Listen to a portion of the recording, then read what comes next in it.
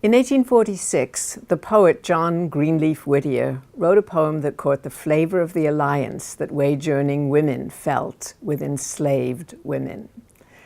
Responding to a plea for women to return to domesticity, he had a factory worker reply in the negative. "Go back, haughty Southron, thy treasures of gold are dim with the blood of the hearts thou hast sold. Thy house may be lovely, but round it I hear the crack of the whip and the footsteps of fear. Full low at thy bidding thy negroes may kneel with the iron of long-ago spirits and heel. Yet know that the Yankee girl sooner would be in fetters with them than in freedom with thee." By 1845, with the Lowell model giving way to a more general pattern of unremunerative and endless labor, wage-earning women in factories nevertheless sharply distinguished themselves from enslaved women and those who enslaved them.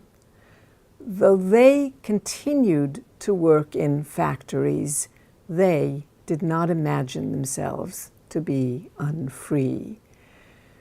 By then, it was clear to all that even a factory might preserve the dignity unavailable to the enslaved. This was not for lack of empathy on the part of mill women. Women entered the factory labor force without expectations of upward mobility, justifying their participation in terms of patriotic duty, family commitment, or economic survival. Confusing messages produced confusing role perceptions. Home and family were to remain the centerpiece of their lives and their imaginations. Yet America's lack of an adequate supply of workers and the mill's ongoing need for cheap labor turned women into the first industrial proletariat. Fully half of all factory workers in 1840 were female. Women measured their accomplishments in terms of wages earned, years served, and items made. A better job was one that paid more, but at the same time, a good woman traded work for marriage as soon as possible.